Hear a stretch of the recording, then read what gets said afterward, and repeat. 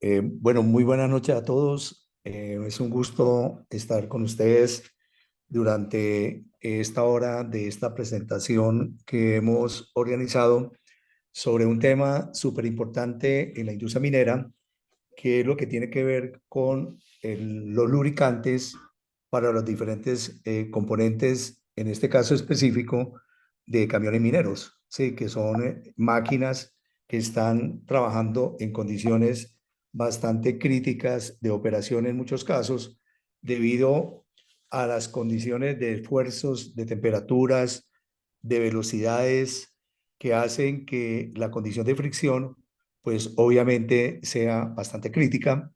Y como bien sabemos, desde el punto de vista de la ingeniería de materiales, desde la ingeniería de lubricación, desde la tribología, que entre mayor sean los esfuerzos en la zona de fricción, donde finalmente se termina formando la película lubricante, pues obviamente vamos a tener condiciones mucho más severas desde el punto de vista de la separación real que hay entre las dos superficies de fricción, donde finalmente pues termina actuando la carga dinámica. Entonces, estos pues van a ser los temas que vamos a desarrollar a lo largo de los diferentes temas que vamos a tratar. Entonces, no solamente los camiones mineros son, bueno, discúlpeme un momento, con el fin de que haya, digamos, una mayor, digamos, claridad en cuanto a la voz, a la transmisión del mensaje.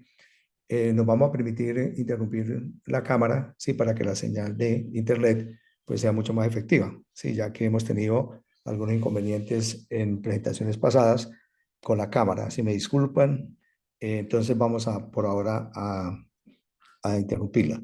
Bien, entonces, pues un camión minero, pues en el caso de este proceso industrial, son máquinas que están expuestas no solamente a condiciones críticas de torques y por ende de cargas dinámicas, y por lo tanto a condiciones de fricción críticas que hacen que la película lubricante sea una película que en la mayoría de los casos es marginal, ¿no? Marginal, ¿qué quiere decir?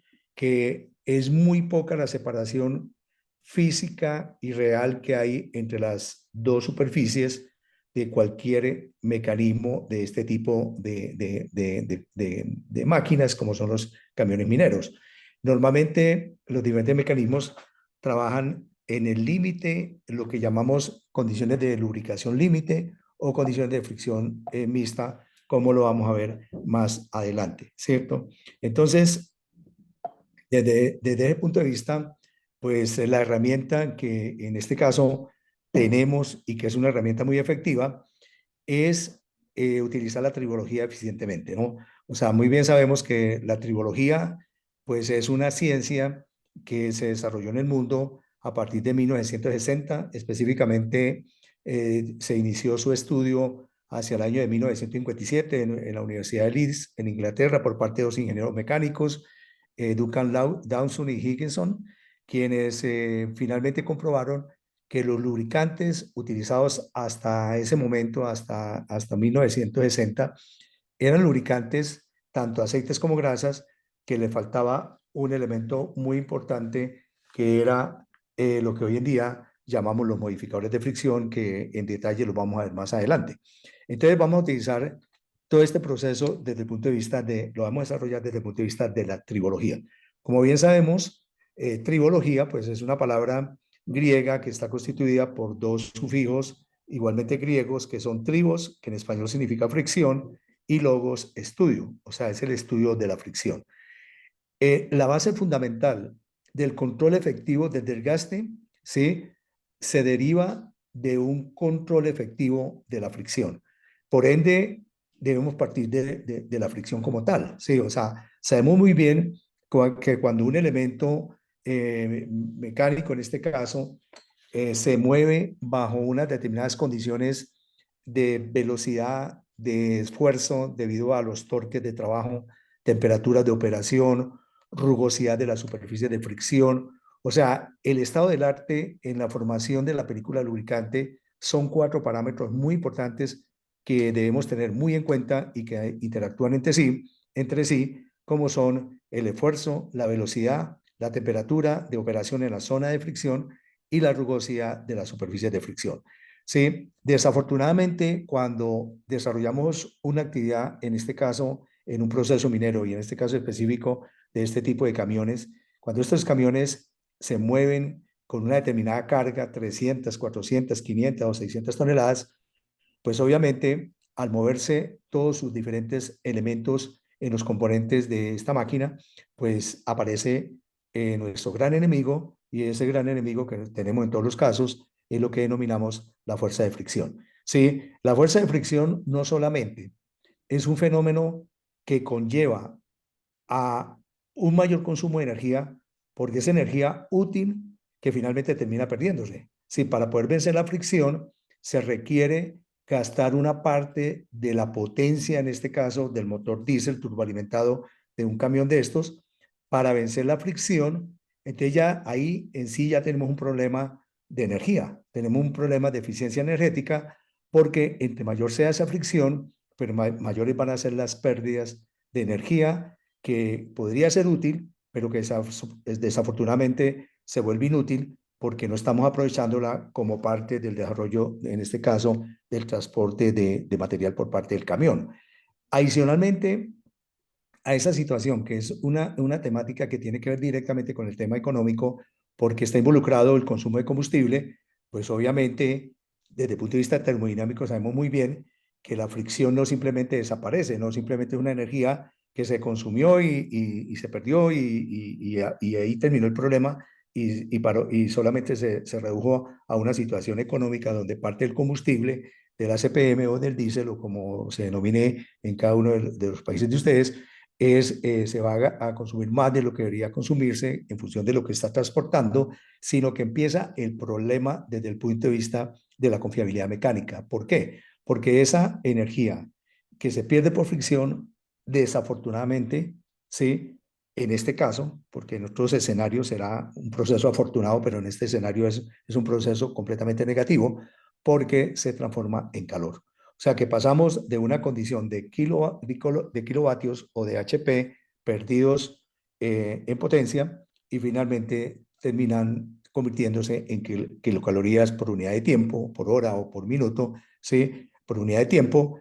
Y ahí empieza el problema porque es calor. ¿Sí? El calor conlleva a que estas superficies de fricción, que obviamente estamos hablando de superficies metálicas, se dilaten en mayor o menor proporción dependiendo del tipo de material, se acerquen entre sí, que es lo que queremos evitar, que se acerquen y se toquen en una condición de fricción metal-metal, ¿sí? Y por otro lado, tenemos otro problema, y es que además de la dilatación de las superficies metálicas y que prácticamente están haciendo que, que ese espacio donde se debe formar la película lubricante, que finalmente va a separar las dos superficies y que va a minimizar el desgaste adhesivo o el desgaste por fatiga en este caso, sí, pues termine adicionalmente generando también la pérdida de viscosidad de lo que llamamos la capa fluida 3 de la película lubricante.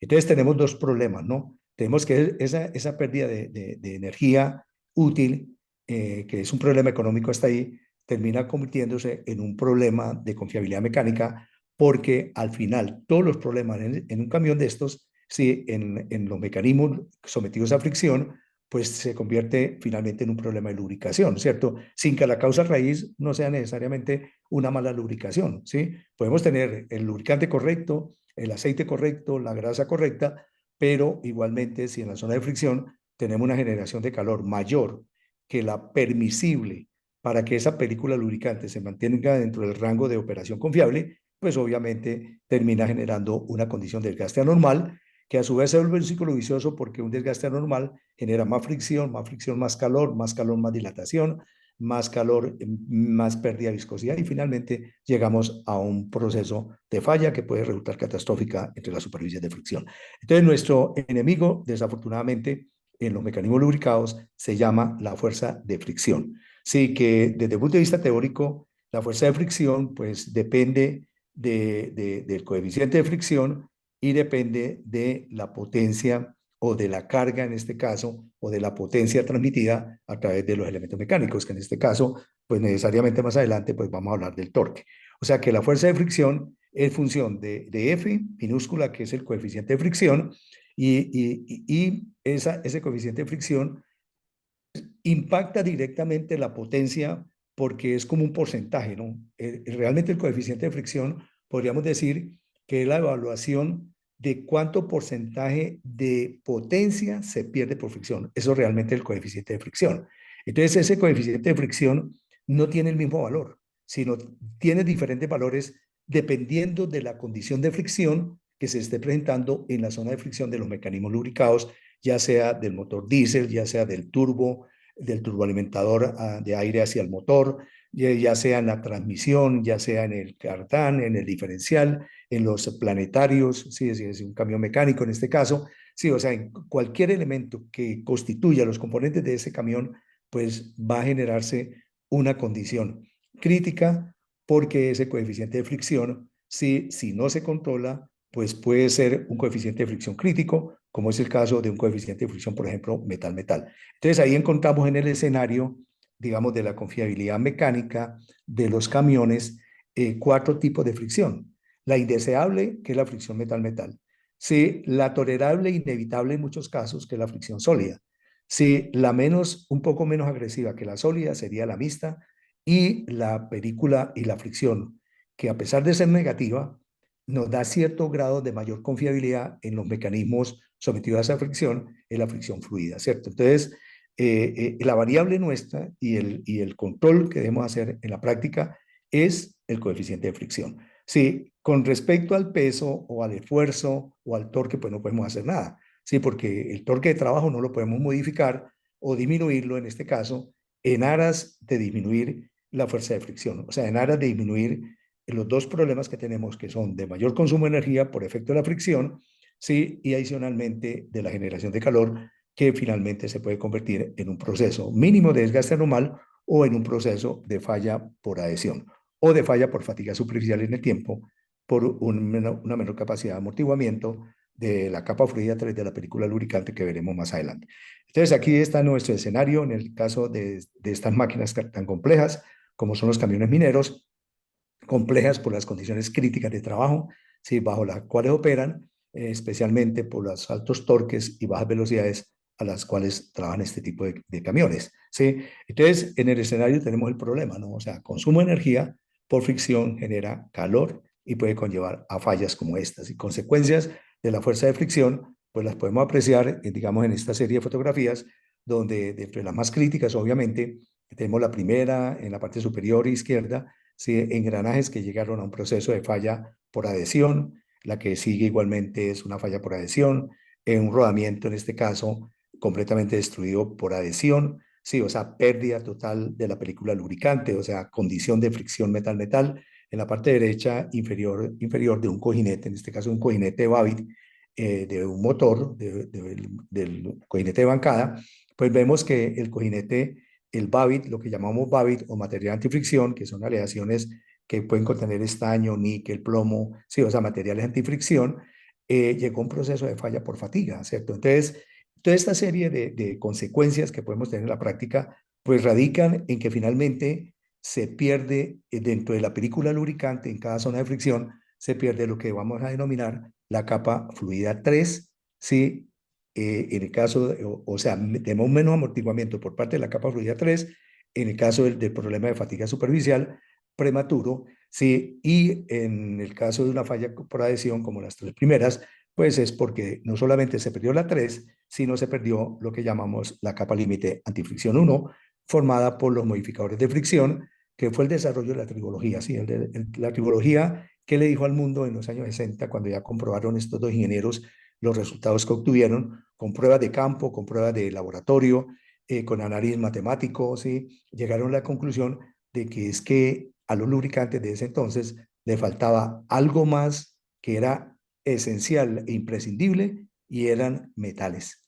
Sí, o sea que los lubricantes de antes de 1960 eran diferentes a los lubricantes de 1960 para acá, porque fue el aporte de la tribología, que es agregarle tanto a los aceites como a las grasas, sí, o sea, al fluido, que es lo que finalmente uno puede observar en un aceite. Cuando observa una muestra de aceite, usted observa un fluido, sí, o sea, observa lo que llama la base lubricante, pero esa base lubricante sin el aporte de la tribología, que fue el de agregarle modificadores de fricción, o sea, metales antifricción a nivel microscópico, a nivel de menos de una micra, a nivel de una 10 milésima parte de un milímetro en muchos casos, fue lo que realmente se aumentó los indicadores de confiabilidad desde el punto de vista del control efectivo de la fricción en la zona de fricción, como lo veremos igualmente más adelante.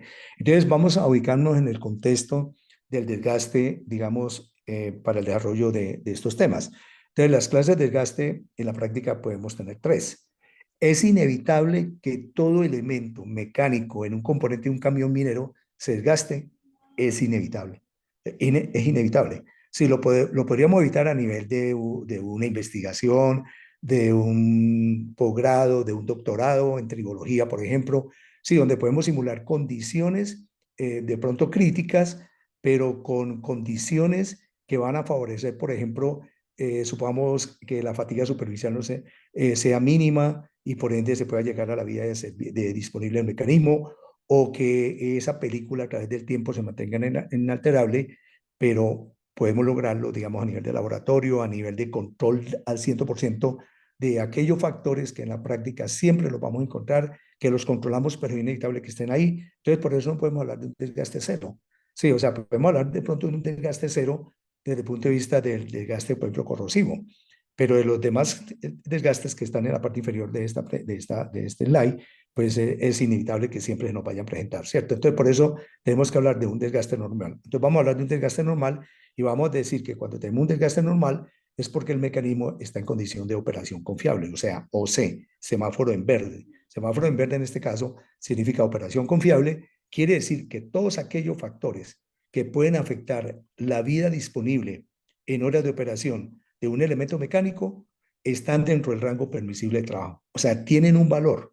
Sí, no estamos hablando, ni, por lo menos hasta ahora, de pronto más adelante, en 10, en 30, en 50, en 100 años, todo esto que estamos hablando o que estoy hablando en este momento sea parte de la historia de la tribología. Sí, pero por lo menos en este momento tenemos que aceptar que hay condiciones en donde el mecanismo se va desgastando a través del tiempo y que va a limitar finalmente su vida disponible en horas de operación, pero que esa vida disponible, para que sea un desgaste normal, debe conllevar a que la fatiga superficial no se presente antes de la vida disponible, sino que después de que termina la vida disponible, pues obviamente es inevitable que un engranaje, que un rodamiento, que un diferencial, la corona, el piñón, sí, los casquetes de bancada, los casquetes de cabeza de biela, etcétera, finalmente llegan a un proceso, digamos, de falla por fatiga superficial. Es inevitable por ciclos de fatiga, ¿cierto?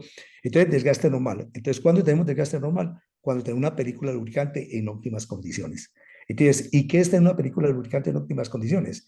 Que empecemos realmente desde con un punto de partida donde realmente estemos seleccionando correctamente el lubricante. Realmente causa, digamos, muchas veces inquietud cuando uno en la práctica ve componentes de camiones mineros en este tema que estamos desarrollando, que la verdad es que uno no sabe cómo trabajan esas máquinas, si esos componentes, digamos, diferenciales, transmisiones, la misma corona, digamos, en el caso de las palas, pues que sería otro tema también importantísimo, sí, donde realmente uno encuentra lubricantes que no deberían estar ahí, sí, o sea, lubricantes que lo seleccionaron y las máquinas trabajan, pero ¿a qué nivel de desgaste están trabajando? ¿Con qué vida disponible están trabajando realmente? ¿Cierto? Entonces, por eso cuando hablamos de un desgaste normal es porque empezamos con la base fundamental de la tribología asegurada desde el punto de vista de la selección correcta del lubricante, ¿cierto?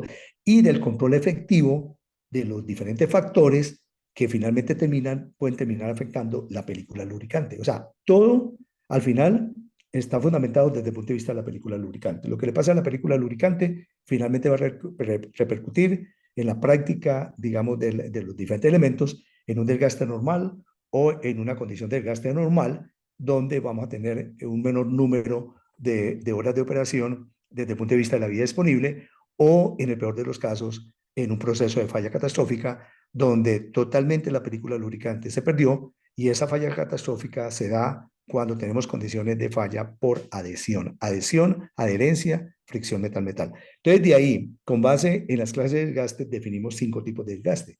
Sí, 5 tipos de desgaste genéricos que obviamente en la práctica, cuando se inicia el problema bajo una condición de un determinado tipo de desgaste, finalmente se combina con otro. Entonces ahí es donde aparecen, a partir de estos 5 tipos de desgaste genéricos, pues aparecen variaciones de ellos o combinaciones de ellos, ¿cierto? Pero realmente los 5 tipos de desgaste genéricos que nosotros debemos controlar efectivamente durante la vida disponible de los diferentes mecanismos lubricados son el adhesivo, que es el más crítico, el más violento, porque destruye el mecanismo cuando la película lubricante se pierde, y no solamente destruye el elemento donde se perdió la película lubricante, sino que termina afectando la integridad de todo el componente. Y el componente puede afectar la integridad de todo el camión en este caso, ¿cierto? Entonces es el más crítico y esto ocurre cuando se tienen condiciones al 100% de fricción metal-metal. ¿Que vamos a tener fricción metal-metal en condiciones de desgaste normal? Claro que sí. Sí, porque en el momento de la puesta en marcha es inevitable, a pesar de que las superficies de fricción hoy en día, bajo una selección correcta del lubricante, están protegidas por los modificadores de fricción, que son metales pegados al otro metal de las superficies de fricción del mecanismo base, ¿sí? Él se va a desgastar en el momento de la puesta en marcha. Y si no se repone en ese periodo en que arrancó rápidamente, entonces obviamente va a conllevar a que esos puntos de las crestas de las rugosidades queden desprotegidos durante esa condición de puesta en marcha y entren en una condición de más intensa de fricción metal-metal. En condiciones normales se presentará una condición de fricción metal-metal en el momento de la puesta en marcha, pero mínima, que está contemplado dentro del desgaste normal o la pérdida de material que va sufriendo el mecanismo a lo largo de su vida disponible. Viene otro tipo de desgaste que es uno de los más críticos porque nosotros lo denominamos en tribología y en lubricación lo denominamos cáncer tipo 1, que es lo que se llama fatiga superficial. Es un tipo de desgaste que ocupa el segundo lugar y quizás, o sea, el más crítico es el adhesivo, ¿sí? Porque es metal-metal. Ausencia total de la película lubricante cuando llega un proceso de falla. Pero el problema de la fatiga es que siempre va a estar ahí. Sí, desde que el mecanismo se construyó y se montó y empezó a operar, empezó la fatiga superficial. Pero ahí es donde viene la participación activa de la película lubricante. ¿Pero cuál película lubricante? Porque es que la película lubricante se compone de 3 capas.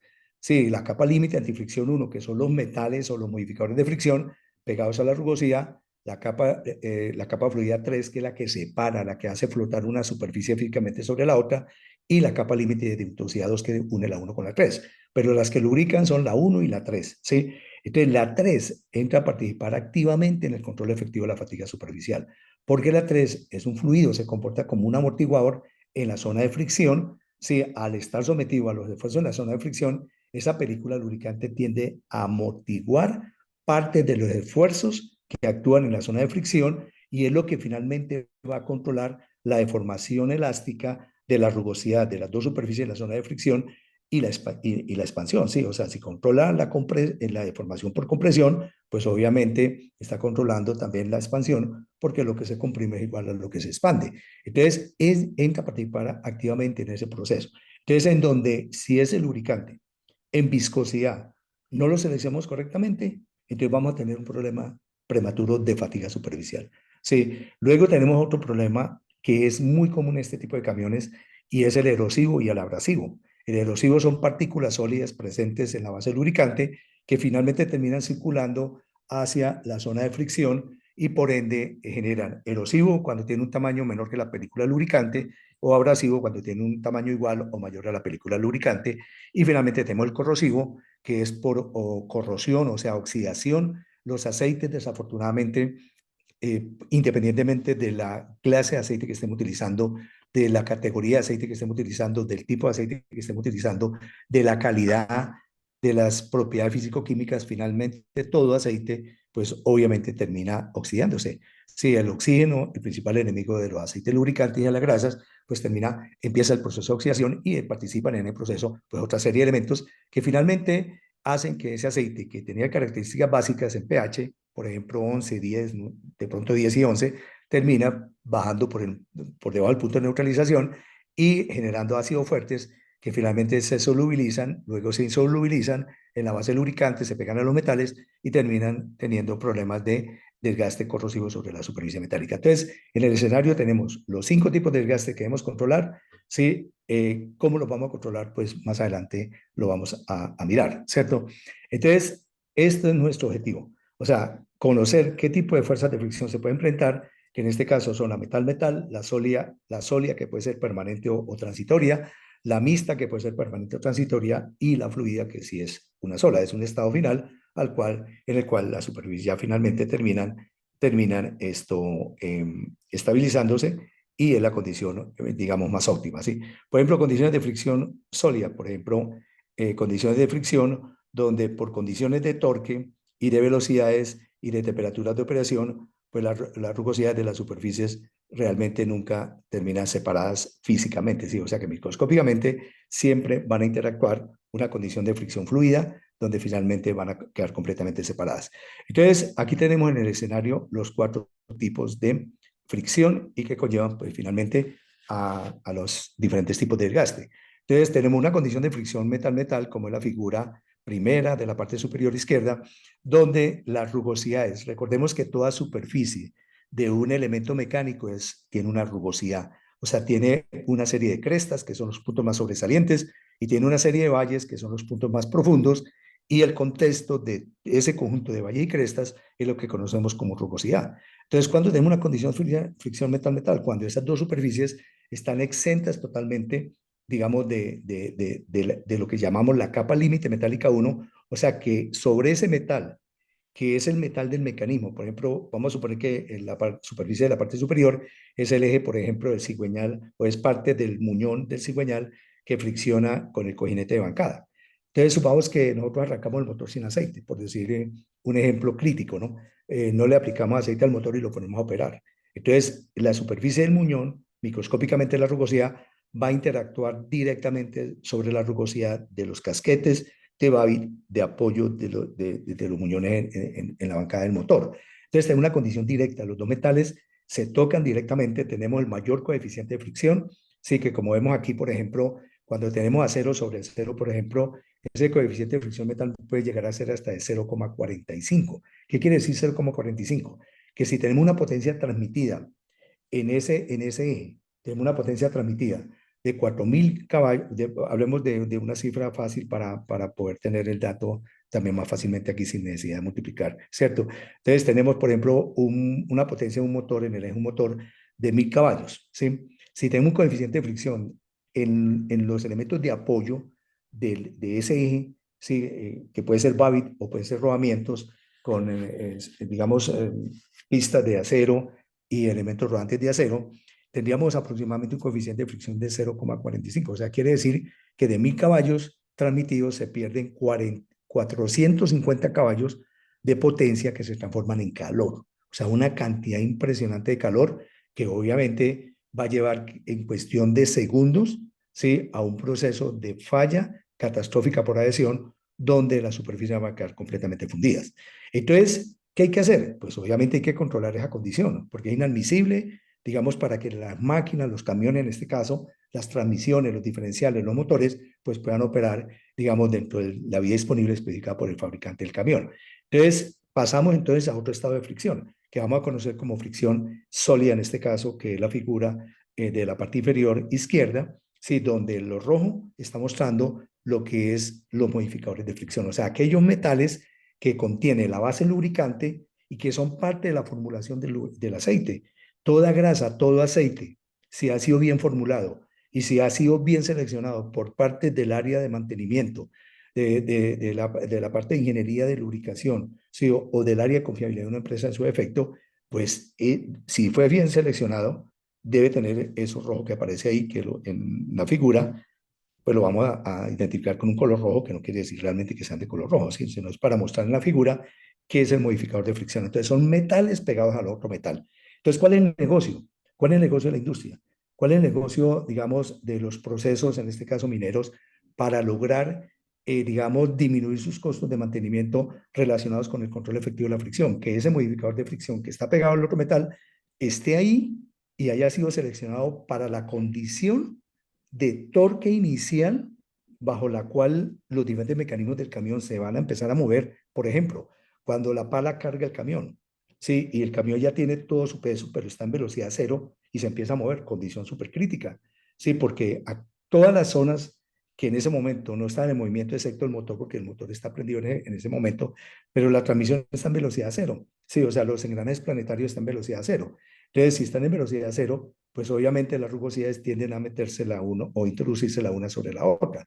O sea, las crestas en los valles de la otra. Entonces, lo que va a proteger en ese momento es esa película roja que la llamamos capa límite antifricción 1 y que la forma el modificador de fricción dependiendo de la condición de torque. O sea que en ese momento estamos generando en esas zonas de fricción una condición de fricción sólida. Se llama sólida porque prácticamente está el modificador arriba y abajo pegados al metal, ¿sí? Entonces se cambia la metal-metal, que la identificamos como metal-metal directa de los dos metales de los mecanismos lubricados, por una condición sólida donde la sólida me la genera es el modificador de fricción, que es otro metal, pero de menor coeficiente de fricción. Y vemos cómo el coeficiente de fricción baja.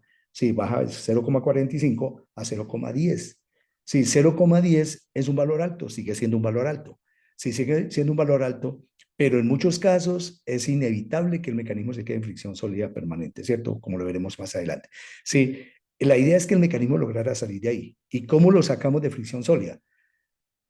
Pues obviamente cambiando las condiciones dinámicas del mecanismo. Sí, o sea, cambiando esa condición crítica de sólida, al menos por una condición de fricción mixta, donde en fricción mixta, como ustedes lo pueden observar en la parte derecha superior, no solamente tenemos el modificador de fricción, que es el rojo, sino también empieza a aparecer el azul, que es lo que llama la cuña de aceite formada por la base lubricante. ¿Y la condición ideal cuál es? Que se logren separar, sí, o sea, que quede como en la figura de la parte derecha inferior, donde tenemos una condición netamente de fricción fluida, donde una superficie flota prácticamente sobre la otra, la rugosidad no se toca, ¿sí? La capa fluida 3, que es la azul en este caso, la cuña, lo que llamamos la cuña hidráulica, que separa las dos superficies, pues obviamente garantiza que haya no solamente no contacto entre las dos superficies sometidas a fricción, sino que también ayude a amortiguar parte del efecto de los esfuerzos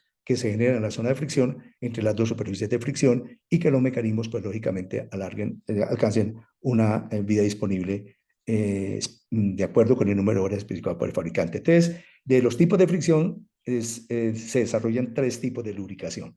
Sí, fricción es lo que genera la película lubricante, sí, o sea, lo que generan los componentes de la película lubricante y el tipo de lubricación es lo que genera la película lubricante como tal, ¿sí? Entonces, a partir de una fricción sólida, cuando la fricción sólida es permanente, ¿qué quiere decir permanente?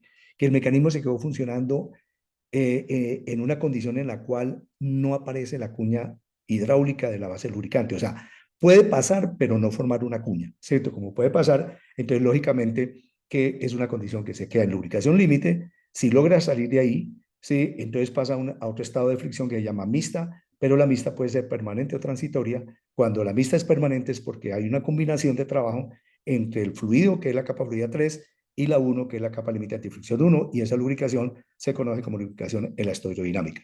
Y finalmente, dependiendo de las condiciones de trabajo, podemos lograr una condición de fricción fluida, y si se logra una condición de fricción fluida, la lubricación se llama lubricación hidrodinámica, ¿cierto? Que es la condición ideal. Esto es muy importante tener en cuenta el grado de rugosidad de la superficie de fricción. Entonces, aparece un tema muy importante que es los estándares de la rugosidad de las superficies de fricción. O sea, ¿con qué estándar el fabricante diseñó y fabricó los diferentes mecanismos sometidos a fricción? Entonces tenemos que tener en cuenta la norma ISO 468, hoy en día estamos hablando de la 2005, pero básicamente los acabados superficiales son los mismos, que van del N1 al N12. Entre más alto sea el número del N, sí, más rugosa es la superficie de fricción. ¿Qué quiere decir? Que con respecto a una línea media, las crestas y los valles van a tener una distancia mayor y por lo tanto es más complejo separar superficies con un acabado superficial con un N más alto que superficies con un N más bajo, ¿sí?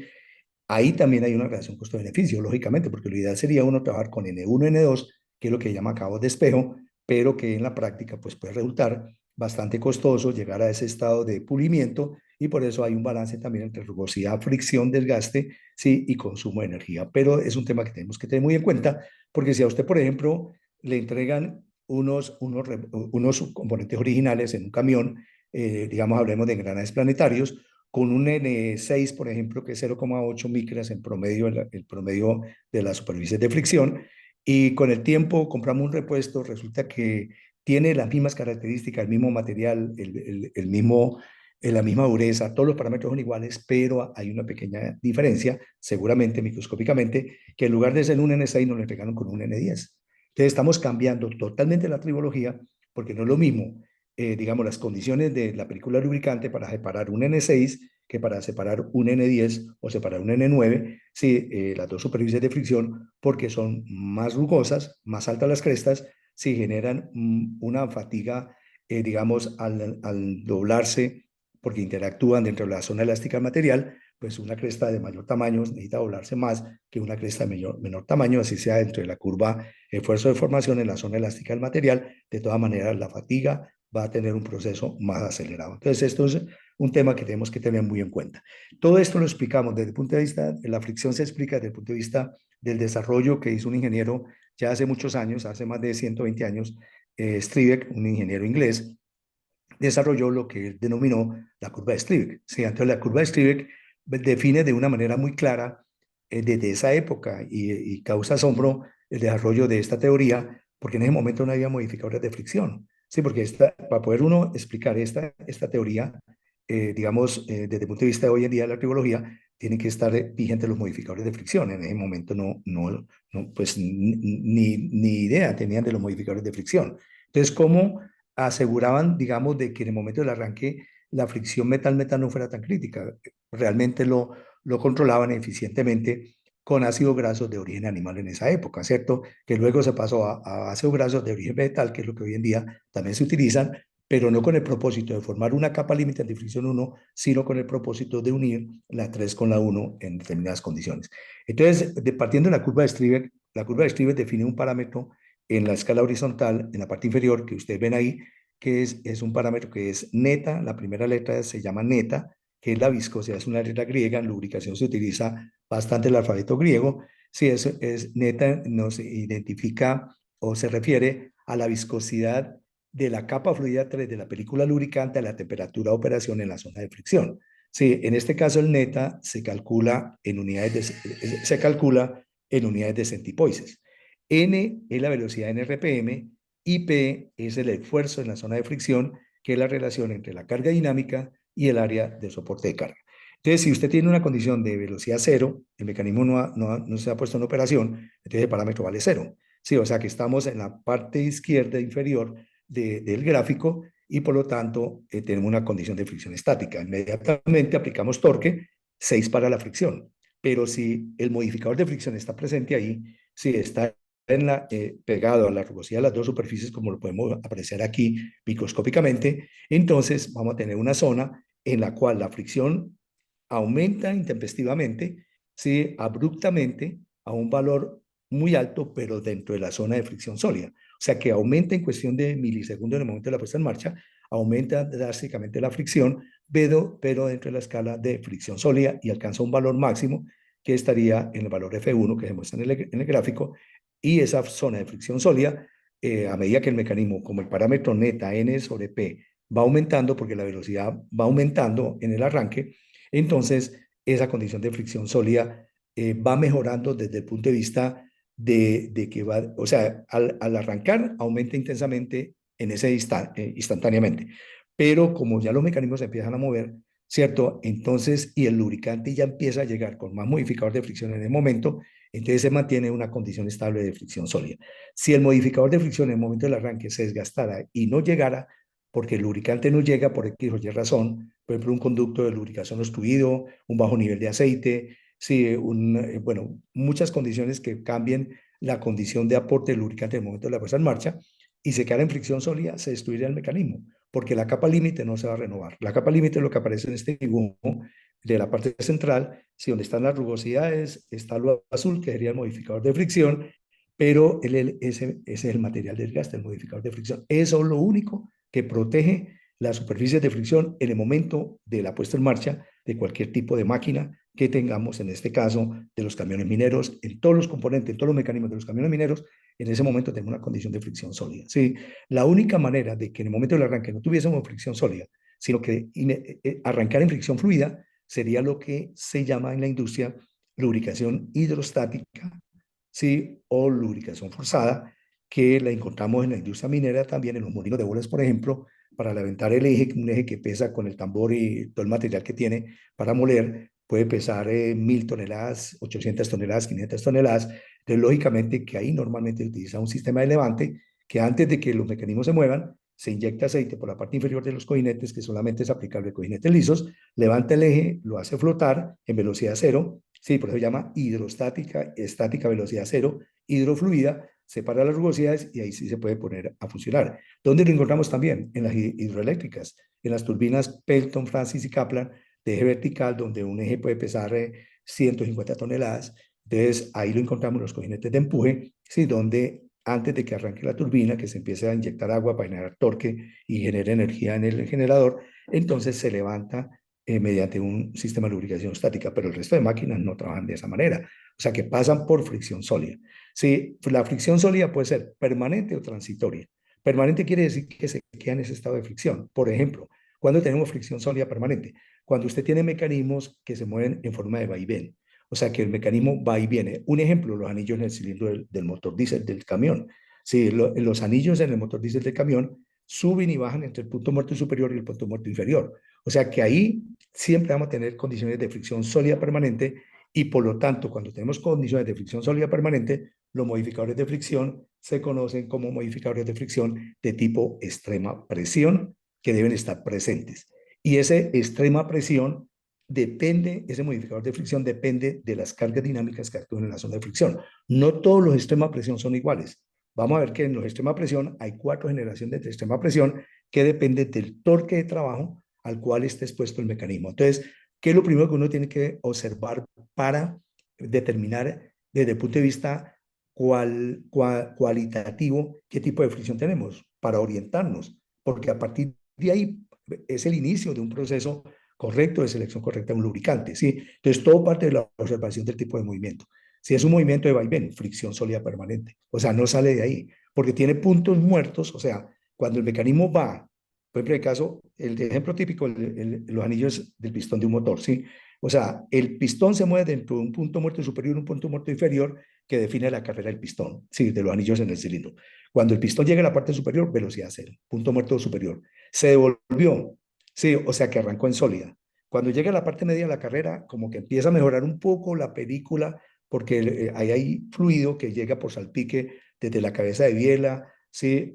Digamos, a esa zona, o en los camiones, algunos camiones que tienen su sistema de lubricación también de inyección de aceite directamente al cilindro, pero ¿qué sucede? Que no basta con que el aceite como fluido llegue si no hay un movimiento que forme la cuña.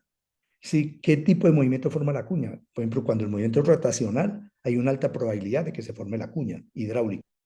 Cuando no hay un movimiento rotacional, no hay la menor posibilidad de que se forme una cuña hidráulica, ¿cierto? Entonces ahí tenemos prácticamente una condición de fricción sólida y por eso los mayores costos de mantenimiento en los camiones mineros están en los anillos y en el cilindro del motor, ¿cierto? Porque tenemos esa condición.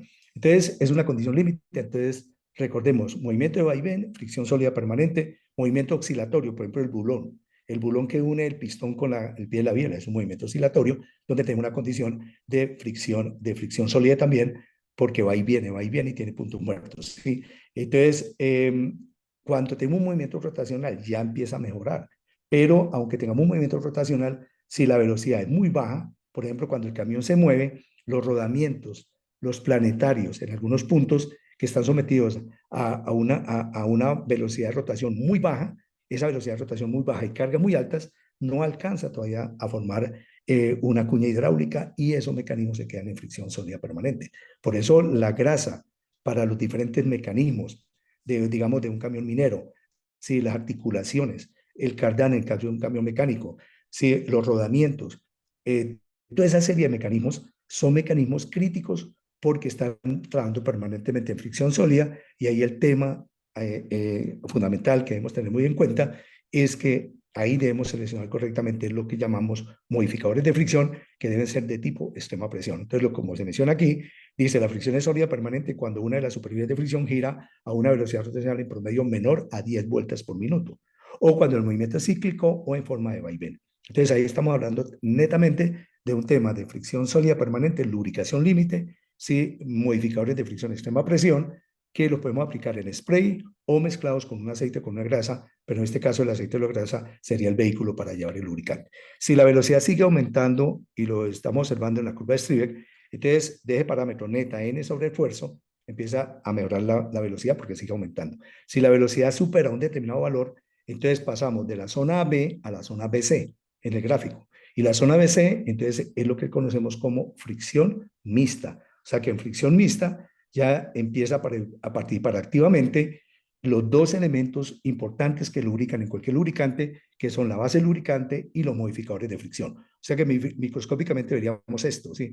Veríamos una rugosidad arriba y abajo, que en donde las crestas no logran separarse, entonces tenemos una deformación elástica de las mismas, o sea que el material ahí está trabajando entre la zona elástica y el material, se deforma, pero para que no se produzca soldadura entre ellas, tiene que estar el modificador de fricción ahí, porque si no entrarían en una condición de fricción metal.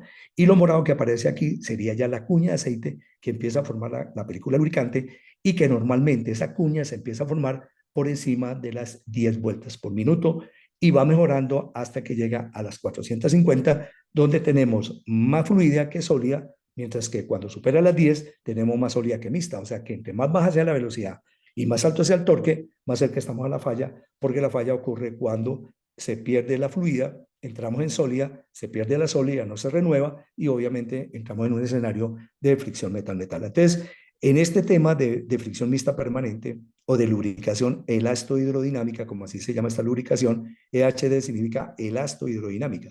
¿Elasto por qué? Porque la cresta se forma elásticamente, hidrodinámica porque en donde está la cuña de aceite, pues está separando las crestas en esa zona. O sea que hay una combinación de formación elástica y de lubricación hidrodinámica en aquellas zonas donde las superficies están trabajando separadas. ¿Sí? Entonces tenemos que el tema donde haya sólida permanente es con extrema presión. Pero ahí es donde viene, digamos, muchas veces la mala selección del lubricante, porque desafortunadamente en el tema comercial de los lubricantes, en muchos casos se identifica como EPA todo.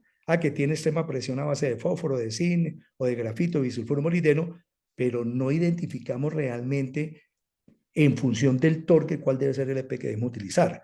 Entonces, ¿cómo se determina la capacidad de carga de los extrema presión, de los modificadores de fricción del tipo de extrema presión? Se determina con una prueba de laboratorio, ¿sí? Que se llama la prueba de 4 bolas por el método STM de 2783 para aceites y 2582 para grasas lubricantes.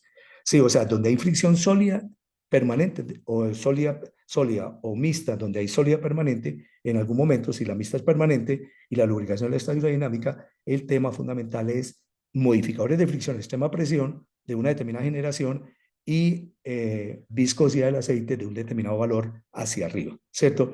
Entonces, esta es la prueba de 4 bolas que nos permite determinar en la práctica si el modificador de fricción es de primera generación, segunda generación, tercera generación o cuarta generación, dependiendo de la capacidad de carga. Es una prueba que se hace con 4 bolas de acero de 12 milímetros de diámetro, sí, que se ensamblan, se recubren con el lubricante que uno quiere evaluar y evalúa el punto de soldadura, o sea, a qué carga aplicada en el eje vertical que rota a 1200 RPM durante 10 segundos, que dura cada prueba, a 75 grados centígrados, ¿sí? A qué condición de carga se rompe la capa límite antifricción 1 de la película lubricante y las bolas se soldan. Se soldan. Si se soldan, quiere decir que la capa límite se perdió, que no aguantó esa condición de carga. Entonces, los de primera generación en esta prueba tienen una capacidad de carga entre 150 y 350. Obviamente, que entre más carga soporte en este rango, pues el lubricante, aún sea de primera generación EP, pues soporta más carga, o sea, es un lubricante que soporta mayores esfuerzos en la zona de fricción cuando tenemos condiciones o de fricción sólida permanente, lubricación límite,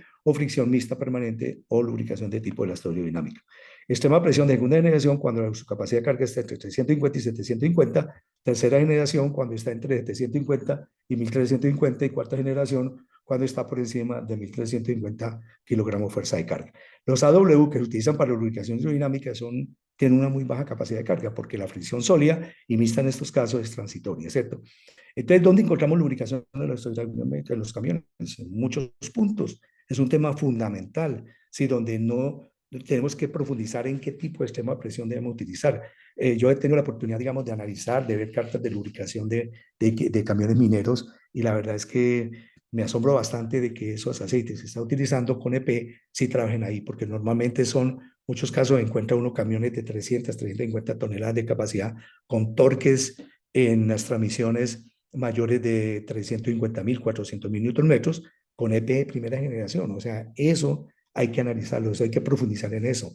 Si es posible que convivamos con ese tipo de situaciones de desgaste anormal durante el tiempo y estemos perdiendo mucho dinero porque estamos utilizando lubricantes con capacidad de carga en cuanto a los modificadores, porque no solamente el tema es viscosidad, sí, porque normalmente muchas veces se piensa que la película lubricante no solamente es viscosidad, de que la viscosidad esté correcta, entonces todo está bien. No, depende del tipo de fricción. Sí, si es mixta permanente, los dos elementos que interactúan con el proceso son los modificadores de fricción y la viscosidad de la base lubricante. O sea, tenemos que manejar los dos temas. No solamente es viscosidad, por ejemplo, en este caso, diferenciales sometidos a torques, a un determinado torque. Entonces, tenemos que tener en cuenta, en función del torque, cuál es la extrema presión que tenemos que utilizar.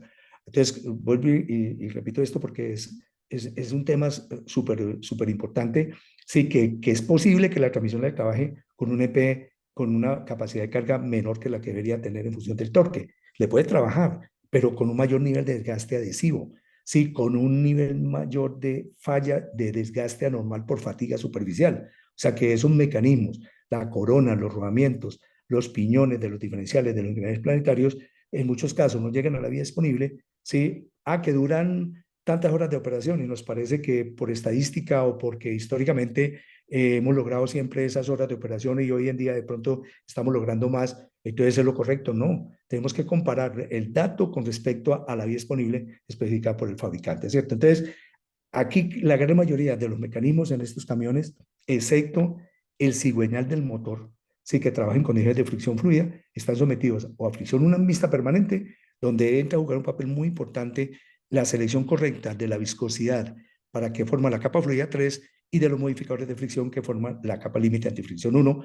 Los dos trabajan en equipo, ¿cierto? Luego, si el mecanismo logra salir por velocidad, si este parámetro logra un mínimo que supere el valor C, entraría en la condición menos crítica de fricción, en la condición más favorable de fricción, siendo negativa, obviamente, porque al final cabe fricción, pero la condición menos crítica de fricción, porque es la fricción fluida. La fricción fluida, las superficies trabajan completamente separadas microscópicamente, las rugosidades no se tocan, una superficie flota sobre la otra, tenemos la capa fluida 3 al 100% y por lo tanto son los elementos que están sometidos a un menor desgaste adhesivo solamente en el momento del arranque y cuando pasa por sólido y por mixta tendría algo de adhesivo, pero finalmente cuando alcanza la velocidad mínima de operación, el cigüeñal del motor, entonces tiene una condición favorable porque queda trabajando en condiciones de fricción fluida y de ahí en adelante para arriba fricción fluida y lubricación de tipo hidrodinámica. O sea que el mejor ejemplo de un motor donde uno podría estudiar todos los tipos de fricción es el motor de diésel de un camión. Sí, porque ahí vamos a encontrar todos los tipos de fricción en los tipos de mecanismos como les he comentado hasta este momento. Y viene el tema de torque, ¿no? ¿Cuál es el negocio de la industria? El negocio de la industria es trabajar con torque, sí, partiendo de una determinada potencia, pero tribológicamente no nos podemos olvidar de algo. Sí, a la gerencia, ¿cuál es el negocio de la gerencia? Sí, o sea, ahorrar dinero por consumo de energía por fricción, porque mostramos unas cifras de menores costos de producción porque estamos disminuyendo el consumo de energía con motores de baja potencia. Y a nivel de producción tenemos que garantizar el torque de producción y por eso, al partir de una determinada potencia, calculamos un torque. Recordemos que el torque en newton metros es igual a la potencia en vatios dividida por la velocidad angular en radianes por segundo.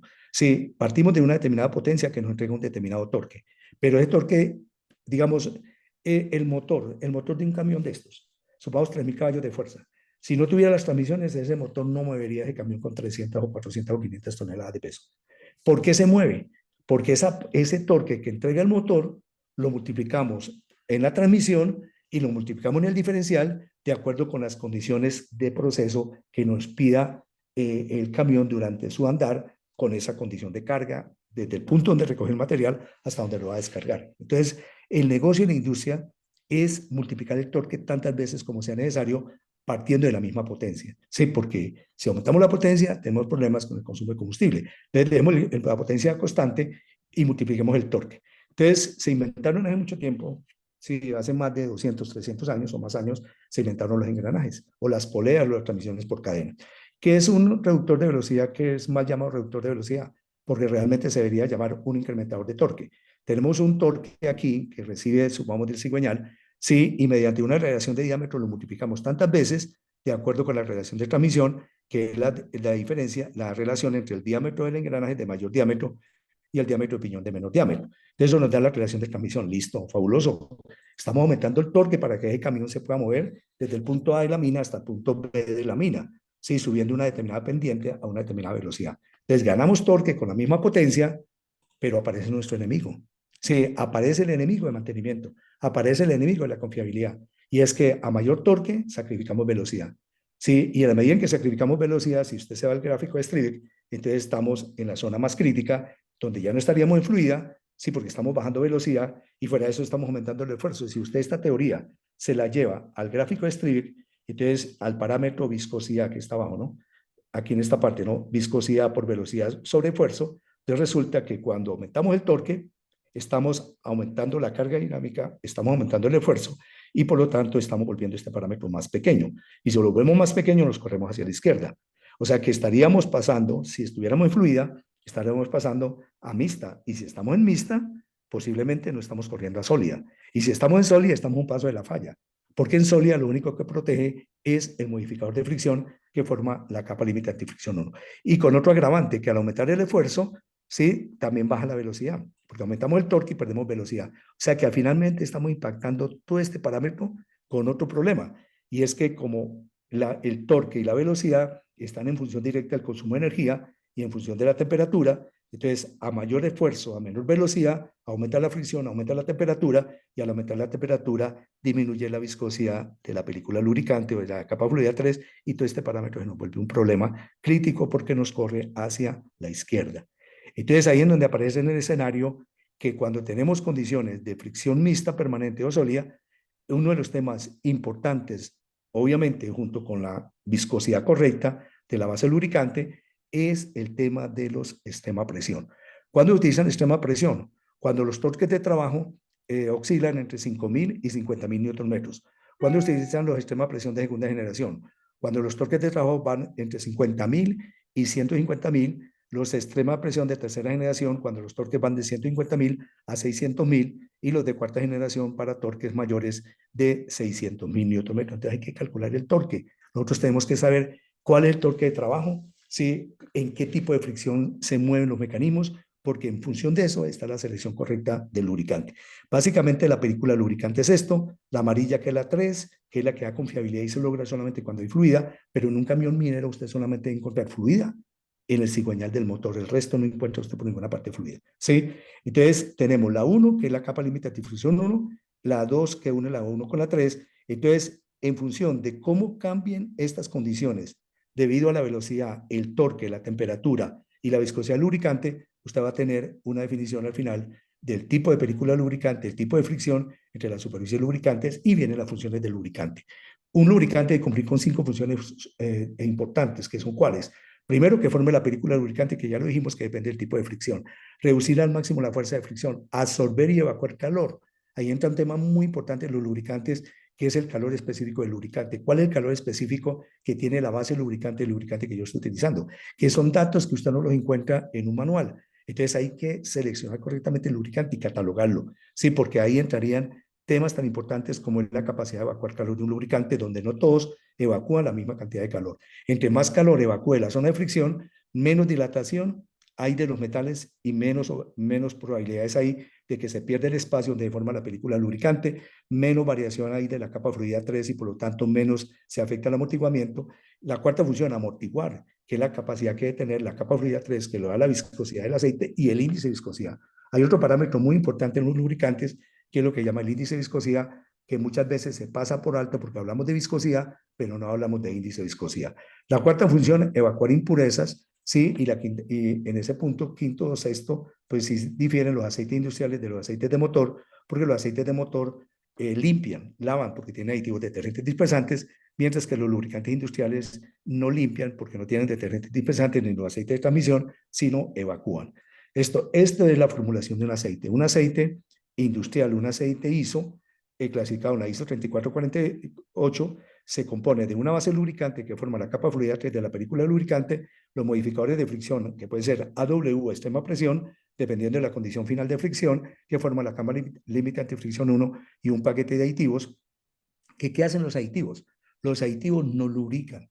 Los aditivos son elementos que están mezclados con estos dos para protegerlos de aquellas condiciones anormales de trabajo para que ellos dos cumplan con su función de lubricar mientras ellos controlan efectivamente los contaminantes que pueden estar presentes. O sea que un lubricante, cuando usted toma una muestra de aceite y observa la muestra de aceite, microscópicamente ese fluido que usted ve tiene partículas microscópicas que se compone de modificadores de fricción y aditivos, que cada uno de ellos tiene una función muy particular, que es los aditivos proteger a los modificadores de fricción a la base lubricante y la base lubricante y los modificadores de fricción, sí, o sea, formar la película lubricante. Un aceite de motor que se clasifica en las AJ300 es lo mismo. ¿Qué es lo que lubrica? La base lubricante, los modificadores de fricción y los aditivos que tiene, que dentro de los aditivos tiene pues uno muy importante que es el detergente dispersante que elimina o evacúa el hollín y el carbón que se puede formar en las zonas de fricción en las partes internas del motor. ¿Qué es un aceite de transmisión? Los aceites de transmisión se clasifican en las AEJ306, ¿sí? Que son aceites muy similares a los ISO, pero que tampoco limpian, ¿sí? Porque solamente evacúan contaminantes y en estos aceites también los dos elementos que lubrican son la base lubricante y los modificadores de fricción y los aditivos lo que hacen es neutralizar el efecto de aquellos factores que pueden afectar el desempeño de esos dos. ¿Y una grasa qué? Eso es un aceite. Sí, lubricar con aceite es lo mismo que lubricar con grasa es lo mismo que lubricar con aceite, porque un aceite contiene, una grasa contiene un aceite, pero la diferencia es que se le agrega un espesador para que el aceite trabaje en aquellas condiciones donde él solo no lo podría hacer. Esa es básicamente la diferencia entre un aceite y una grasa en estos casos, ¿cierto? Tenemos la base lubricante, ahí tengo una clasificación que es un tema que hay que ponerle mucha atención, porque no porque nos digan que es un aceite derivado del petróleo, que quiere decir que todos los aceites derivados del petróleo tienen la misma base lubricante. No, hay 5 grupos de base lubricante en los aceites derivados del petróleo. Sí, donde en la clasificación, en el grupo de base, depende de la cantidad de azufre que tenga, depende de la cantidad de nitrógeno que tenga, depende de la cantidad de aromáticos, la capacidad de absorber productos saturados de oxidación y del índice de viscosidad. Entre más azufre tenga, más ácido sulfúrico forma más rápidamente y más corrosivo se vuelve el aceite y más inestable es a la oxidación. Entre más nitrógeno tenga, pues más óxido nitroso forma, más barnices va a formar, más nitración va a formar. Entre más aromáticos tenga, pues más inestable es la base lubricante, porque se pierde más fácilmente la viscosidad con la temperatura, entre más aromáticos tenga la base lubricante. Entre menor sea la capacidad de absorber productos saturados, entonces más rápidamente se nos va a oxidar ese aceite, ¿sí? Y entre menor índice de viscosidad tenga, pues menos amortiguamiento hay y más rápidamente se nos va a presentar la fatiga superficial. Entonces, hay que prestarle mucha atención al grupo de base, aún siendo minerales del aceite. Grupo 1, sí, grupo 2 se consideran como aceites minerales, sí, todos estos son minerales, sí.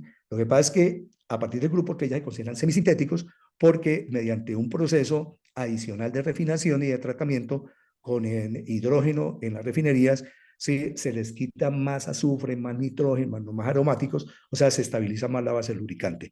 Si ya hablas de un grupo 4, que también son minerales, serían sintéticos del tipo polialfa-olefinas, que son muy comunes en los aceites de motor, en este caso para los motores diésel, en las transmisiones, en los planetarios, son aceites pues, de muy alto nivel de desempeño, aún siendo minerales, porque como usted puede ver en la tabla, pues contienen menos azufre, nitrógeno, menos aromáticos, mayor capacidad de absorber productos saturados y mayor índice de viscosidad. Y ya un grupo 5, que también es derivado del petróleo, ya es un aceite de super nivel de desempeño, porque ya entramos en el grupo de los polietilenglicoles que provienen del gas etileno, que es un residuo en la destilación del petróleo, ¿cierto? Entonces tenemos que ponerle mucha atención al grupo, ponerle mucha atención a los modificadores de fricción, tener muy en cuenta cuáles son los factores que aceleran los procesos de oxidación de los aceites lubricantes, como son el oxígeno, el agua, la cantidad de azufre que tenga, a qué temperatura está trabajando el aceite en un cárter, en un depósito de aceite.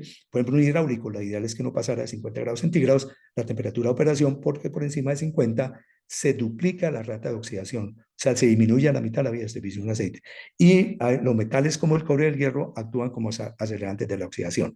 Enemigos de los aceites industriales, por ejemplo, en los hidráulicos, del sistema hidráulico de un camión. Sí, tenemos 6 factores que tienden a afectarlos, como son la oxidación, la temperatura, el agua, sí, una mala selección del lubricante, la introducción de partículas sólidas y las vibraciones, pues todos ellos participan activamente en la generación de alguno de los 5 tipos de desgaste de manera normal o llevando a un proceso de falla.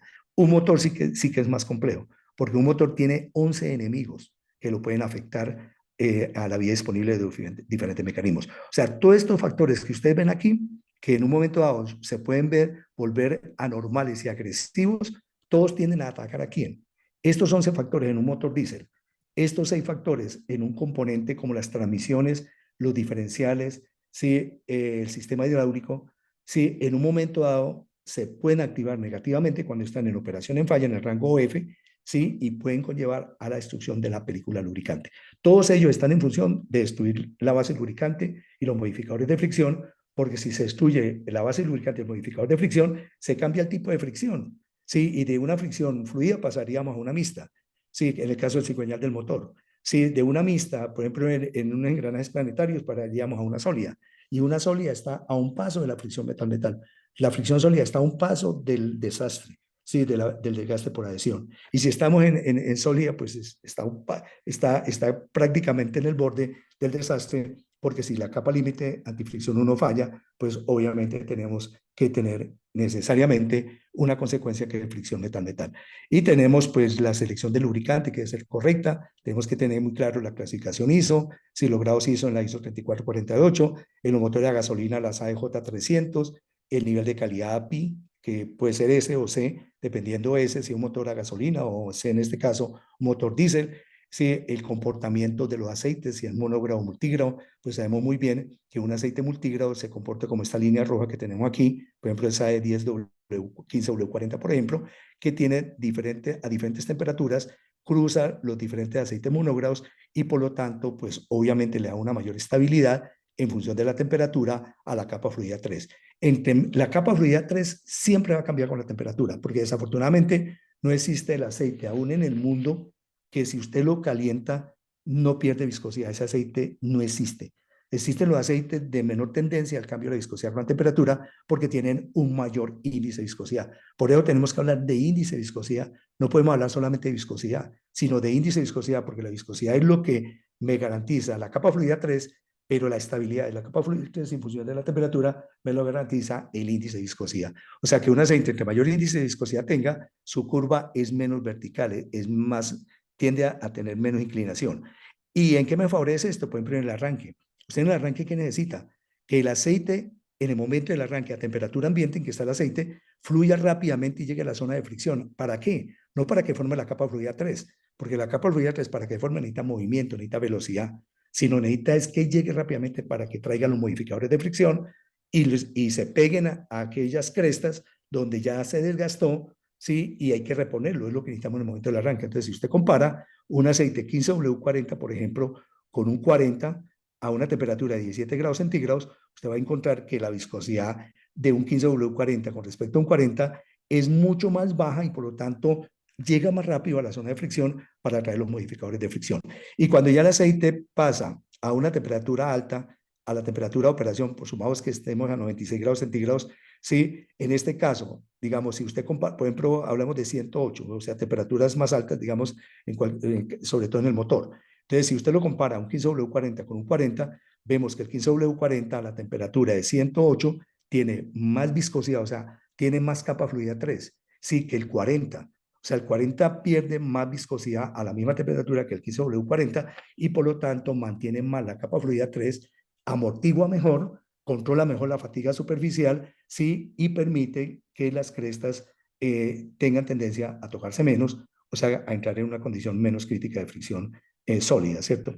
Tenemos la clasificación de los aceites de motor, monógrados en la parte izquierda, multígrados en la parte del centro, y la clasificación API, hoy en día estamos hablando ya de la CP, ¿sí? Que pues todo ha cambiado y estamos hablando de las Euro 5 y 6, sí, que participan activamente en el control de emisiones, en la protección también de los precipitadores electrostáticos del sistema de emisión de gases. Entonces, ya estamos hablando, por ejemplo, de la C4, sí, API C4 para motores diésel turboalimentados, que se caracterizan porque tienen un paquete principalmente caracteriza en los modificadores de fricción para que no vayan a atacar los catalizadores de los sistemas de escape, ¿cierto? En los AEJ 306, que no es aceite para transmisiones, debemos tener en cuenta también la clasificación SAE, si estamos hablando de monógrados o estamos hablando de multigrados. Y el otro tema importante, no solamente hablar de monógrados y multigrados en las transmisiones, sino también hablar de los modificadores de fricción. La clasificación API en las transmisiones va del GL1 al GL6.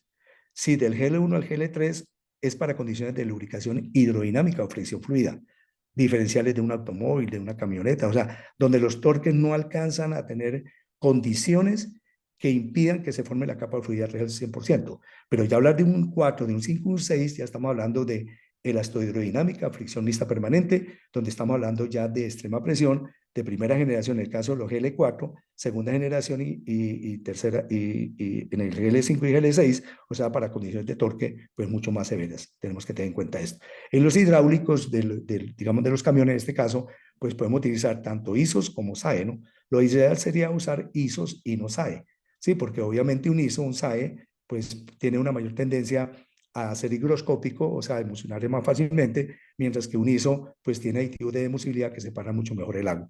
Tenemos las grasas, el grado de consistencia de las grasas, sí, cuál es el grado de consistencia que debe tener, y aquí está el procedimiento para que los que lo quieran seguir y hacer el paso a paso en un momento determinado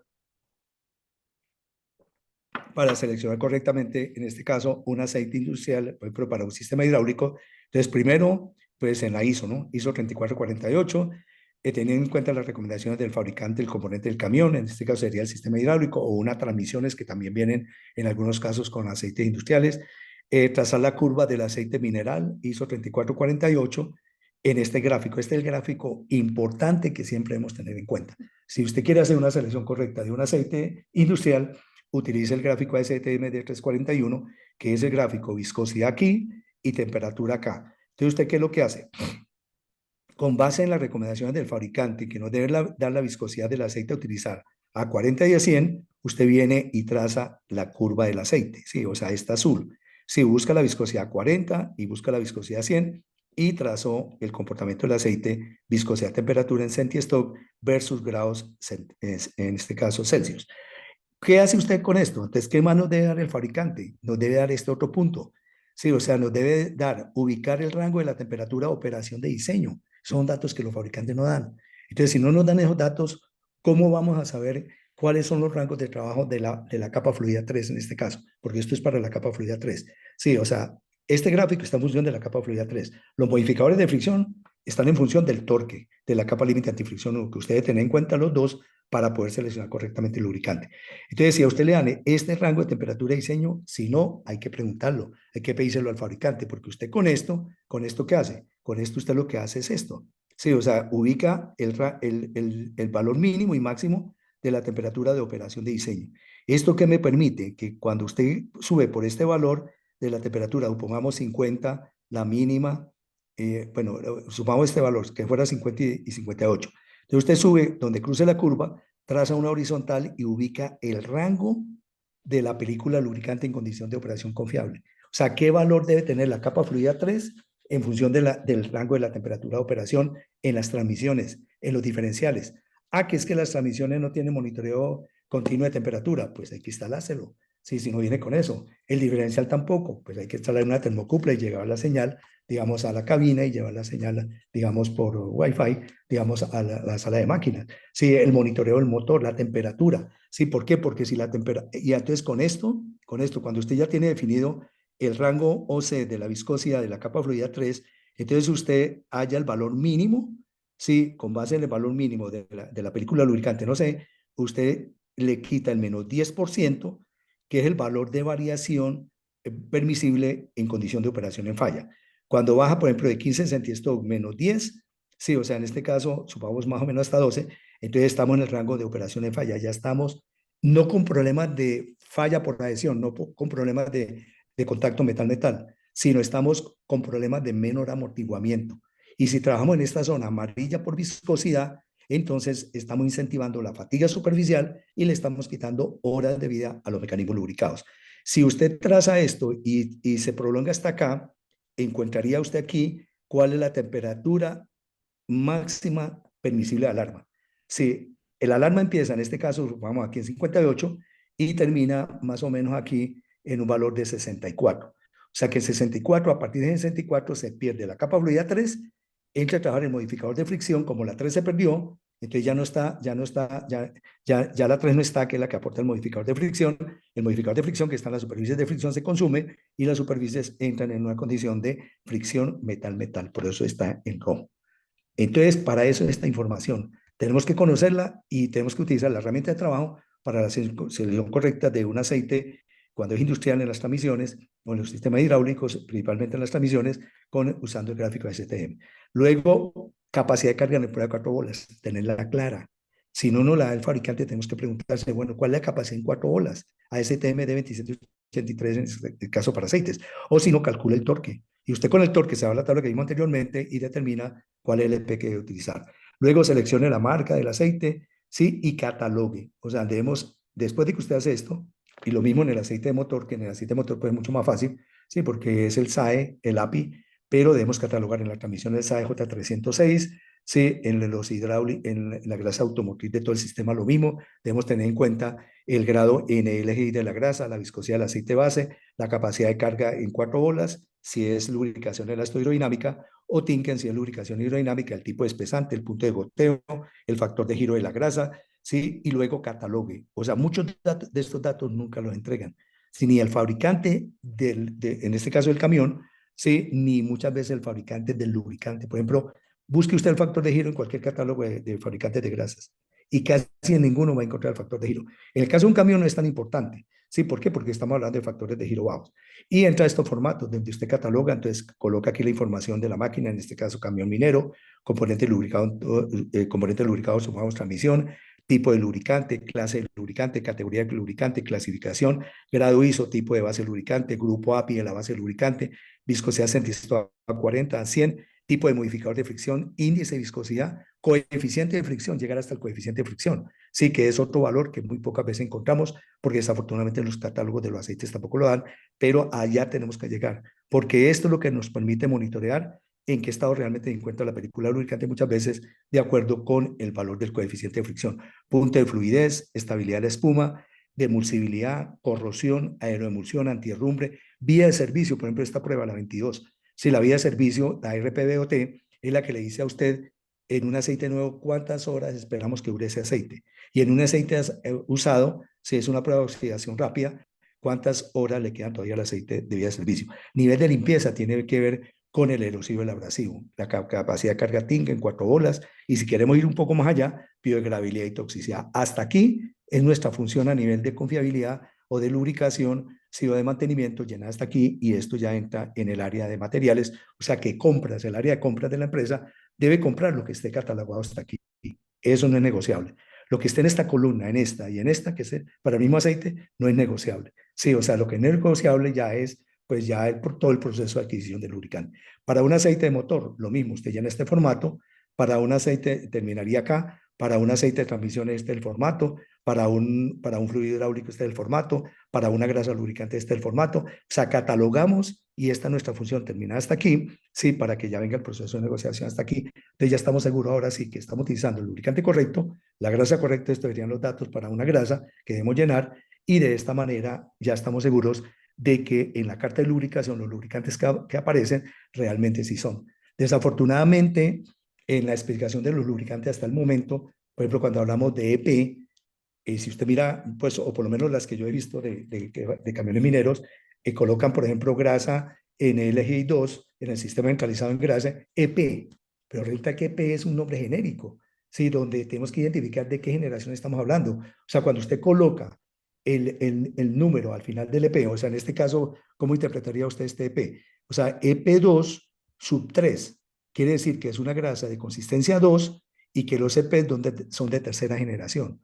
O sea que si es de tercera generación, no me sirve uno de segunda o de primera generación, porque la puedo utilizar, pero si la utilizo, voy a tener más desgaste adhesivo porque la capa límite antifricción 1 del modificador de fricción EP tiene menos capacidad de carga debido al torque que se está transmitiendo en esos mecanismos lubricados de este camión. Entonces, esto sería, digamos, más o menos lo que una buena carta de lubricación, una carta de lubricación realmente con las especificaciones técnicas debería tener, que es especificar la norma ISO y especificar el ISO correctamente y el modificador de fricción, en este caso que estamos hablando de primera, en este caso hablamos de tercera y así sucesivamente, y con eso, pues obviamente estamos garantizando la confiabilidad. Bien, entonces básicamente esta era como la charla que queríamos compartir con ustedes en el día de hoy. No sé si finalmente tengan alguna pregunta, alguna inquietud. Vamos a mirar el chat por si acaso hay alguna pregunta para contestarla rápidamente y no quitarles más tiempo, ¿cierto? Disculpen ahí que nos hayamos extendido un poco, pero es que estos temas son bastante largos. La idea es que pues, podamos transmitir pues, un mensaje lo más objetivo posible, ¿no? Entonces, aquí el ingeniero Juan Pablo Enríquez nos pregunta, ¿dónde trabajo hemos buscado aceites EP, me imagino que es de segunda y tercera generación, y los vendedores y sus asesorías técnicas dicen no conocer el tema? Estamos de acuerdo. Sí, desafortunadamente es un lenguaje que técnicamente no sé por qué no se desarrolla. Sí, porque cuando nosotros hablemos, cuando mencionemos un lubricante, ya deberíamos estar transmitiendo un mensaje efectivo. Entonces, eso es parte como de una culturización, ¿cierto?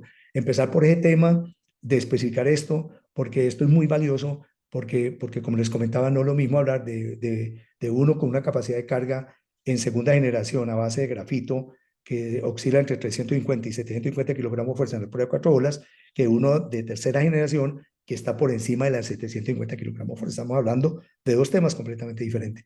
Dice, solo hablan de EP, exactamente, muy bien. Enviamos un aceite ISO 680 de una marca costosa y que trabaja en rodamientos entre 1 y 15. Ahí hay prácticamente el 80% de sólida.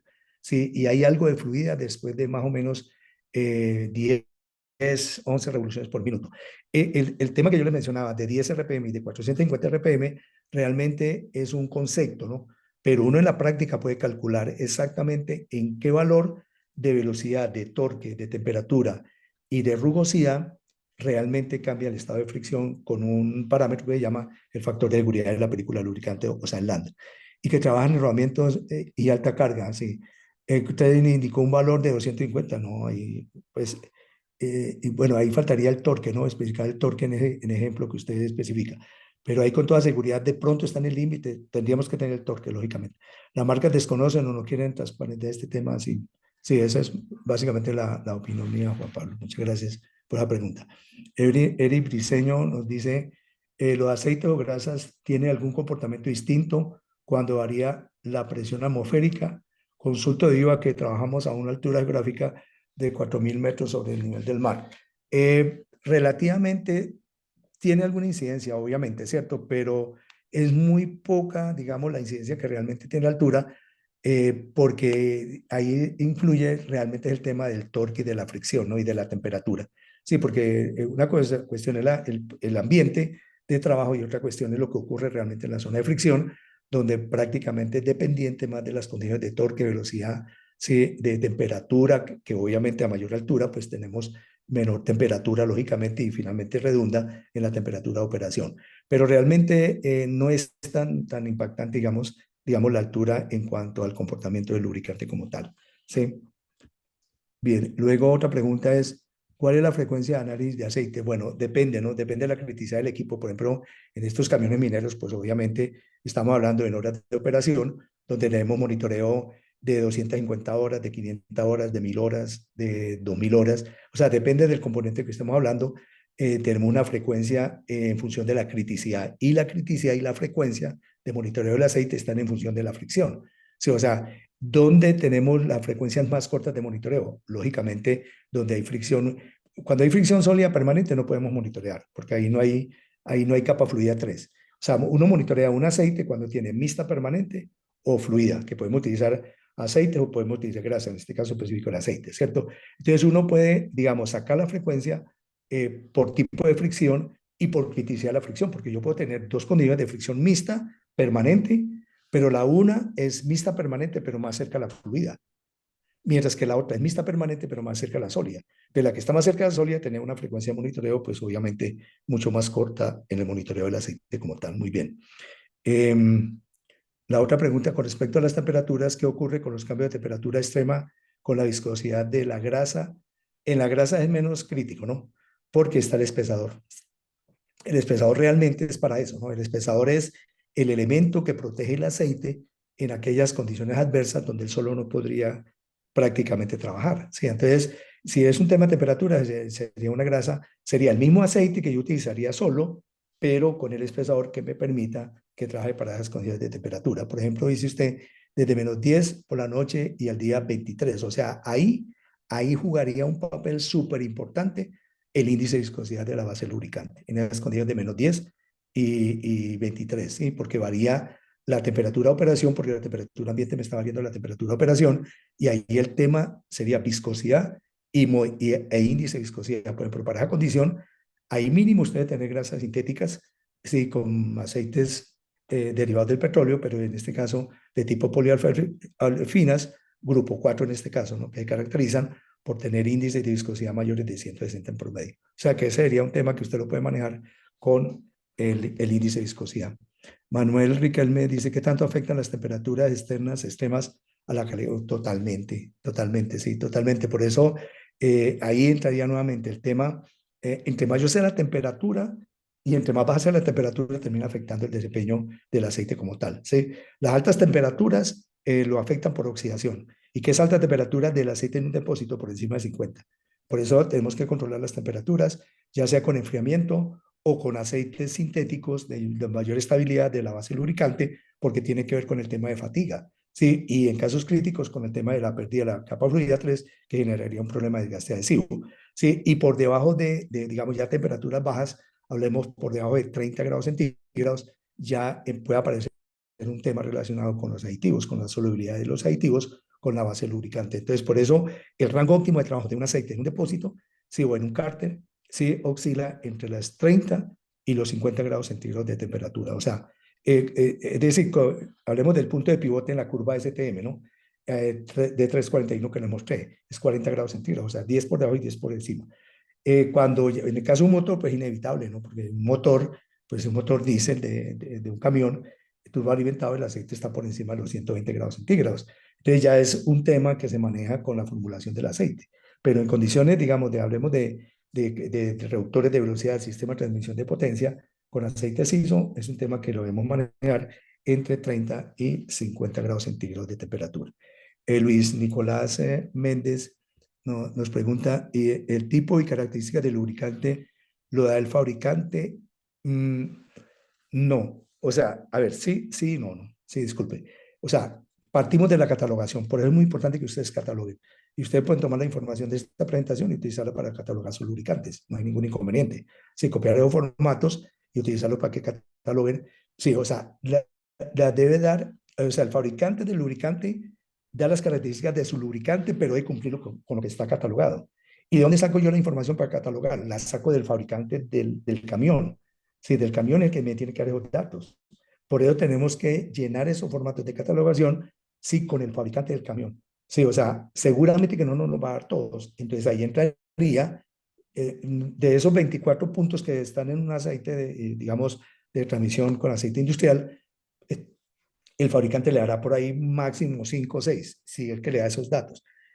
Tenemos que trabajar con él hasta donde podamos llegar. Y luego el resto lo tenemos que hacer con los procesos de ingeniería, lubricación y hidrología a nivel interno de la empresa, que en algún momento nos podemos apoyar con los fabricantes de los lubricantes en algunos puntos, ¿cierto? Porque ellos tienen pues sus especialidades en ingeniería, lubricación y hidrología, pero es más una temática del fabricante de la máquina y del área de lubricación de ustedes como empresa o del área de confiabilidad que del fabricante de lubricante. El fabricante de lubricante lo que debe cumplir es con lo que esté catalogado. Muy bien.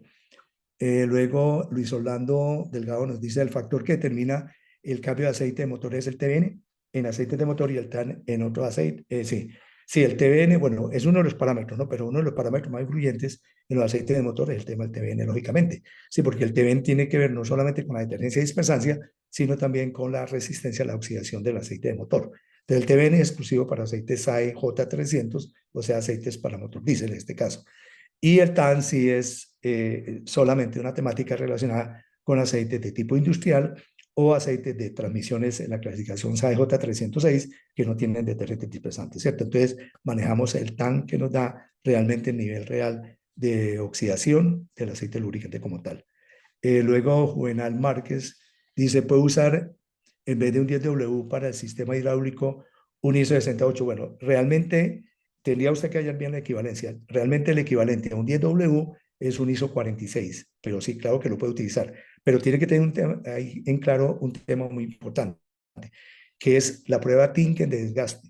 Porque en los hidráulicos, en los sistemas hidráulicos, en sitio, digamos, en mecanismos como los pistones en los cilindros, en las servoválvulas, ¿sí? Donde tenemos condiciones de fricción sólida, hay que tener en cuenta la capacidad de carga del modificador de fricción. Entonces, por eso entra la Tinken. La Tinken es una prueba, digamos, donde hay condiciones de antidesgaste, no extrema presión, sino antidesgaste, donde es un tema muy relacionado con en mecanismos industriales, con fricción fluida, lubricación hidrodinámica y de sistemas hidráulicos con sistemas hidráulicos en la tinta, ¿cierto? Algunas veces también se evalúa por FZG, ¿sí? Y también por Vickers, ¿sí? Son pruebas de desgaste. O sea que ahí realmente el equivalente de un 10W no es el ISO 68, sino es el ISO 46 desde el punto de vista de viscosidad y, como le digo, tiene que tener usted en cuenta cuál es la capacidad de carga para los modificadores de fricción que le recomienda el fabricante del camión, en este caso para el sistema hidráulico o para el sistema hidráulico que sea. Y luego Claudio Rojas nos pregunta, ¿el mando finales de perforadora ha tenido en el análisis de aceite plomo? La verdad es que no. Sí, o sea, porque ahí realmente plomo, pues habría que, ahí la respuesta realmente, bueno, hasta el momento no hemos encontrado realmente plomo como contaminante, sí, sí, pero como parte, digamos, del aceite, pues es muy difícil hoy en día. Uno podría encontrar el plomo en los aceites como modificador de fricción de extrema presión, pero esos modificadores de plomo que eran EP de primera generación, pues hace muchísimo tiempo, hace por ahí unos 20, 25 años se sacaron en la formulación de los aceites por el problema de contaminación ambiental cuando finalmente se disponga el aceite al final de su ciclo de vida, ¿cierto? Entonces, por parte del aceite es muy poco probable, sí, pero habría que mirar la formulación haciéndole un análisis al aceite nuevo si contiene plomo, que con toda seguridad que no. Y luego la metalurgia, conocer la metalurgia de los diferentes mecanismos que están en contacto, digamos, en este caso, en los mandos finales de las perforadoras, pero es muy poco probable. Realmente aparece más como contaminante que como, que como originado por procedencia de los mecanismos, alguna aleación, sí, o del aceite, pues como le digo, se usaba, pero ya hoy en día no se usa. El aceite mismo de años, y me parece, sí, le pregunto a la fabricante y me dice que no hay plomo. Sí, bueno. Entonces, la forma de salir usted de la duda es si aún están fabricando aceites con plomo, que como le digo, se utilizó el plomo como EP de primera generación, sí, conjunto con el cloro y el azufre, es haciéndole usted un monitoreo al aceite nuevo para salir de esa inquietud.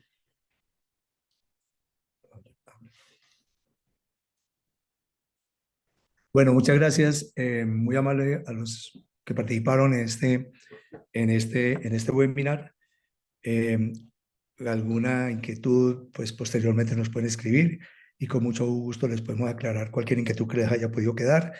Y si están en esta región donde estaremos en Iquique, pues los invitamos a estos cursos de formación, donde pues obviamente de una manera mucho más amplia, pues vamos a ver más en detalle todos estos temas relacionados con los procesos de lubricación, las buenas prácticas y análisis de laboratorio en el nivel 1, categoría 1, y en la misma semana lubricación de máquinas 1, donde ya entramos más en el tema de ingeniería, lubricación y tribología. ¿Sí? Bien, muchas gracias, muy amable a todos, que pasen muy buena noche. Finalmente los dejo, digamos, con las palabras de Camila. Muchas gracias, ingeniero Pedro Albarracín. Agradecemos a las personas que se conectaron en este espacio, a IPEMAN también por hacer realidad esta charla técnica. La intención es poder llevar a cabo muchas más durante este periodo del año. A todos ustedes se les va a compartir, como les comenté al principio, la presentación y esta grabación. Una feliz noche para todos y muchísimas gracias. Los esperamos en futuros eventos.